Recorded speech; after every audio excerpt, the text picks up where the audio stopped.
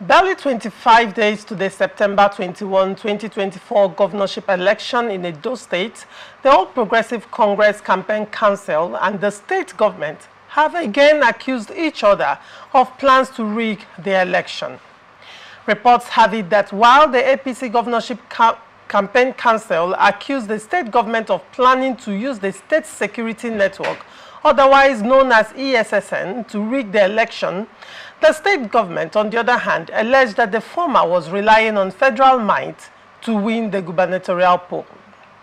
A statement by Prince Kashim Afebua, the Director of Media, Edo APC Campaign Council, titled Governor Obaseki Plotting to Rig Edo Election, alleged that the state government has started producing police and military uniforms for members of the state security network to wear on the election day. He said the uniforms were to enable the members of the security network disguise themselves as real police officers and military personnel to assist the government in carrying out their electoral fraud assignments. He appealed to the military authority as well as the Nigerian police to immediately rescue the people of the state. Reacting to the allegations, the state government described it as falsehood and laughable. Crusoe Osage, special advisor to the Edo State Governor on media projects, who reacted on behalf of the state government, alleged that the APC was afraid of defeat, hence the allegations. Osage, in his statement titled Edo 2024, APC Afraid of Defeat, cooked up lies to veil their plan to rig gubernatorial polls, alleged that the allegations were another failed attempt by the opposition party to mislead the electorate. According to him, pray tell, who has been boasting of federal might since the start of the campaigns, harassing and intimidating innocent citizens of the state and members of the opposition. It is rather laughable and interesting that the very thing the APC is already doing is what they are claiming that other persons are doing.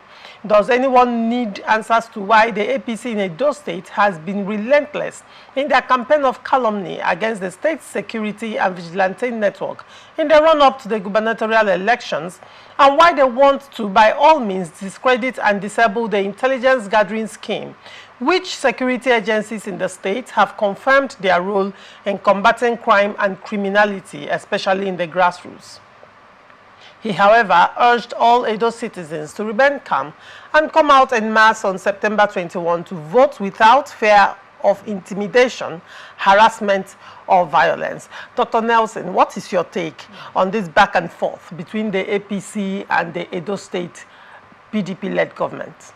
Well, the first thing I have to say is that APC and PDP are like two sides of the same coin. Interesting. So they know each other very well. What we don't know yet is if this is just part of the politicking and trying to preempt each other not to do what they are afraid that the other person might do. But I will say that the government and INEC, that is if they are willing and ready to do the right thing this time, because the last general election was a charade. If they are willing and ready, they should take all the allegations seriously and investigate. On the part of the security agencies, they should. I mean, to say that a party is sewing uniforms and preparing is serious. Army and sewing uniform, army and police is a serious allegation. So security agencies should investigate that.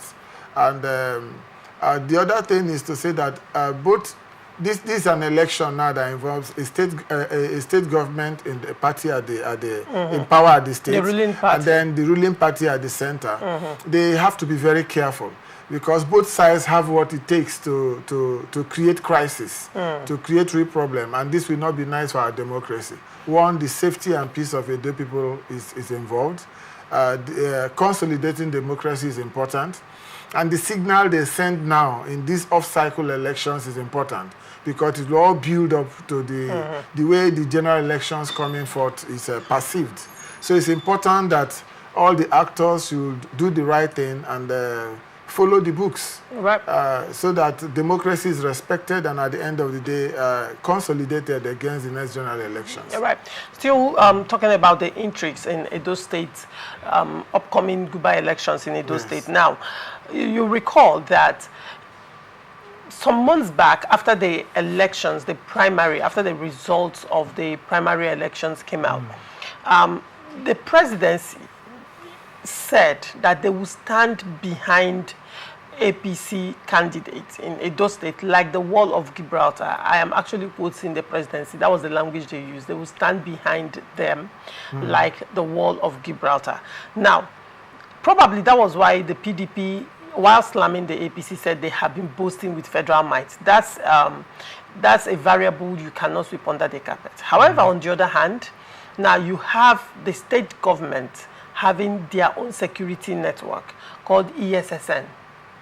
You recall that the attack on Shaibu, and Okpeblo, at the aftermath of the attack, the APC came out to accuse the ESSN of that particular attack on their Guber candidate and the deputy governor, as it were. I don't know if you also understand the intrigues that have played out between Obaseki and the deputy governor and his subsequent cross-carpeting to APC. Now, when you marry all these things together, federal might on the part of the APC, and then you look at the states, you see power of incumbency playing out, and at the same time, not forgetting that the state already has its own police, has its own security network. So now, isn't this going to be a case of he who pays the piper dictating the tune? It has always been the case. I mean, even without state police, it has always been the case. We saw that play out in the last general election. Money played a lot of role. And just a few days ago, a barrister, is it Femi Duro Toye or something, the Lagos activist, he said it clearly, and that's something we all know, that the election, the general election, was decided between the judiciary and INEC. And it's all money politics. But the federal government needs to be conscious. It needs to recognize that it has a dual role to play.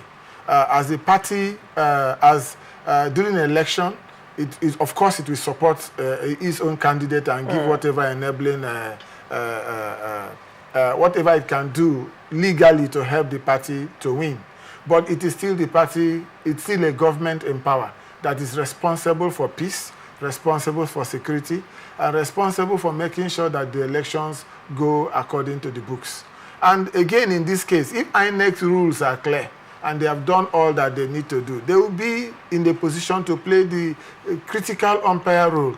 To make sure. Are you confident that INEC will deliver? No, but that is where the problem is. I am not confident. You're not confident. Given the way they handled the last general elections, Nigerians are skeptical about the role of INEC. So, and again, we all need to be careful, both the actors, all the key actors, that democracy in Nigeria is very fragile at this point. And we had better do things that will help to consolidate democracy and not create room for the collapse of the system. But if it collapses, everybody is the loser. Well, you wonder, was there ever a time in Nigeria that democracy has been strong? No, but it's at its worst at this point. It's really at its worst. What indices did you Because consider? increasingly it appears that the vote is no longer counting. It appears that violence is being escalated. It appears that this is more of a fight over might versus right.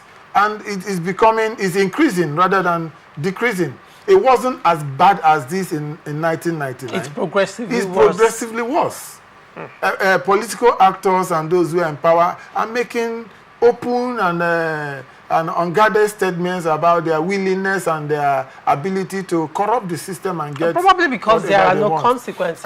Just the other day we heard of a federal lawmaker going to Abia State that he is number 6 in the country, and that in the next election he must win APC. That is Benjamin that he has informed the sitting governor, and that he's saying it publicly. He doesn't know. I mean, such statements.